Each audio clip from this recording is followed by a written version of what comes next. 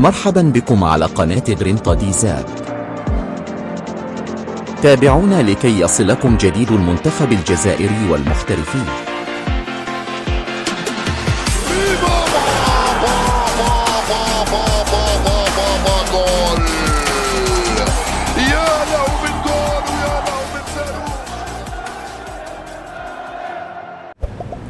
توج اتحاد الجزائر بلقب كأس الاتحاد الإفريقي رغم خسارته في الإياب بهدف دون رد أمام ضيفه يونغ أفريكانز التنزاني، مستفيدا من فوزه ذهابا بهدفين لهدف، ليحقق بذلك الفريق الجزائري لقبه القاري الأول.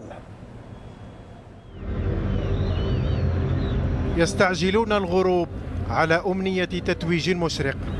لقد نسجت الخيوط ذهابا لارتداء ثوب البطل. اتحاد الجزائر يريد أن يبقى بأذرع مفتوحة لمعانقة لقب طال انتظاره لجمهور ستراه باللون الأحمر والأسود بأعين مرتفعة، بنظرات مقابلة، بتواجد تلغي فيه الألوان عدا الأحمر والأسود. لكن في غمرة الاحتفال المسبق صافرة أعلنت صمتا غير متوقع. ركلة جزاء للقادمين من تنزانيا.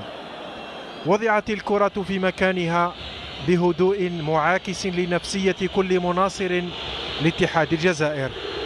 من كان أكثر رزانة من الكل جوما شاباني وضعها في السقف، سقف المرمى.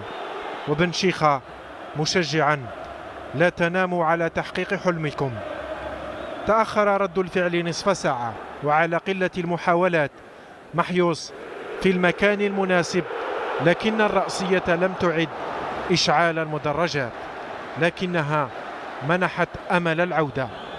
اعتمد لاعب يانغ أفريكانز على الهدوء حتى في الهجمات المتاحة، وعند الاتحاد يكون الحظ تارة في تدخل لمدافع في اللحظة الحاسمة.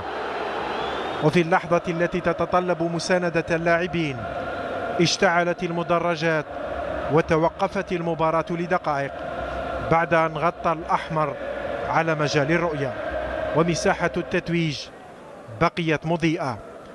بقي الضغط فارضا لتواجده، ونال القسط الأكبر منه بن شيخة. حاول اللاعبون تخفيفه، تناقص الضغط بعد سماع صافرة الإعلان عن ركلة جزاء، ووقت تنفيذها عاود الضغط الارتفاع إلى درجاته القصوى. بالعيد أضاف له حملا آخر، لقد أضاع ركلة الجزاء ومعه محيوس.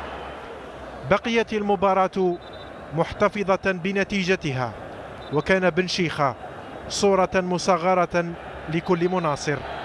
عد دقائق الوقت المحتسب بديلا عن الضائع، عدها بأصابع اليدين.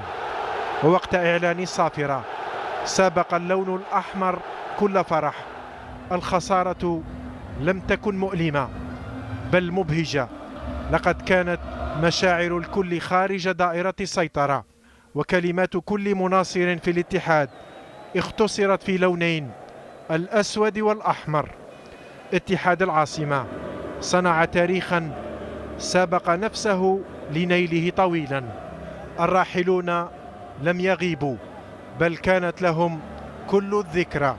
اتحاد الجزائر برهن أن صاحب الإرادة سيدرك خط الوصول مهما طال طريقه.